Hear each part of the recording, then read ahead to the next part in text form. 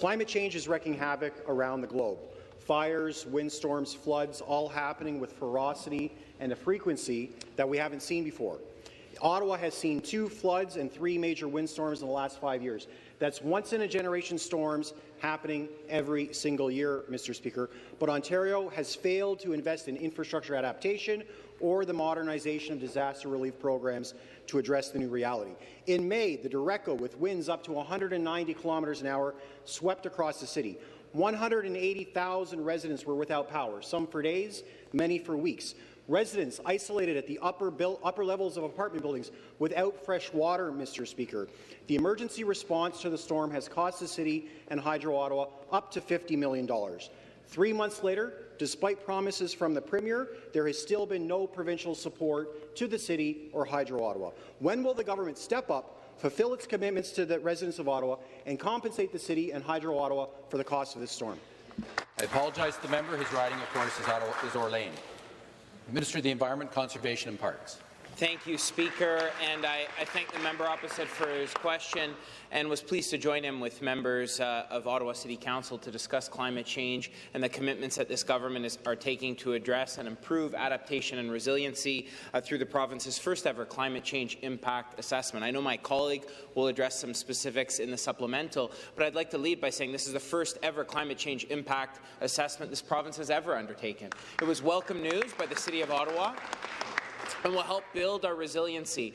To add to that, Speaker, we've made critical investments on stormwater, wastewater, infrastructure upgrades after years of neglect by the previous government, where we saw sewage spills leaching into Lake Ontario, where infrastructure was crumbling and not able to meet extreme weather events. Under this government, we've increased OSIF, a critical funding instrument for rural municipalities. We've increased funding for sewage and water to address overflow issues. We've launched the first-ever climate change impact assessment, and will continue to work with municipal partners to address this. I'd like to thank the incredible staff at Hydro One for the work that they've done to address these outages. Thank you. Thank you.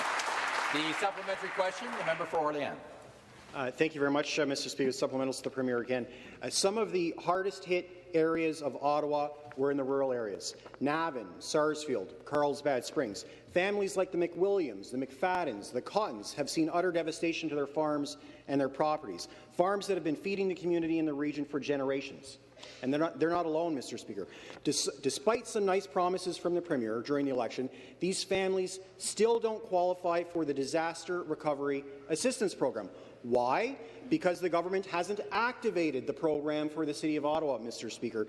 These families have worked for generations, not only producing food, but giving back to the community. Whether it's leading the Navan Fair, which is vital to the village, whether it's volunteer firefighting, whether it's Hay West, these families have been contributing to their community, helping all of us for years, Mr. Speaker, during one of their darkest hours of need. When will this government step up and provide disaster relief to these families? When will their government be there for them? Minister of Municipal Affairs and Housing.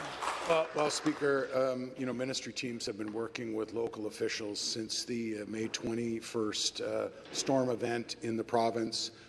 We deployed 19 provincial disaster assessment teams to assess damage both in southern and eastern Ontario.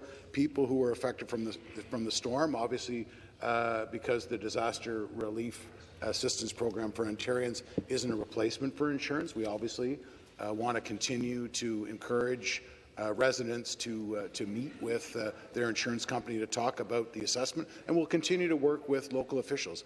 I, like all members of this House, celebrated the work that our hydro workers have done. We've got a tremendous amount of municipal staff and hydro staff that have been on the ground since that May 21st event. We applaud the work that they do, and we'll continue to work with our municipal